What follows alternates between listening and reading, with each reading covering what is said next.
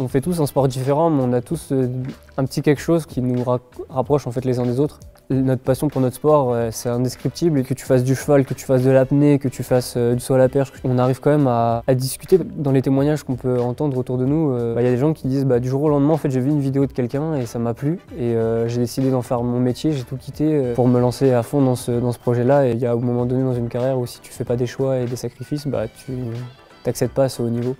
Et moi, je faisais de la perche, donc déjà assez jeune. Dès que j'ai eu mon premier téléphone, je commençais à regarder les vidéos du coup de Renaud sur YouTube. C'était des best-of des meilleurs sauts enregistrés. Du coup, il y avait Renaud qui sortait. Je suivais un peu tous les idoles, les pères de notre discipline. Donc j'ai commencé vraiment à m'intéresser à tout ça. Mais au début, c'était plus abstrait, c'est-à-dire que je recherchais pas forcément de la performance, je recherchais de l'amusement et les sensations que procure la perche. Je suis en constante recherche de ça, c'est-à-dire que toujours aller plus haut, parce que plus tu vas haut, plus tu as de sensations, donc au final c'est un peu une drogue. Moi je pense vraiment au futur, parce qu'en 2017 j'ai eu un accident, je me suis luxé la hanche.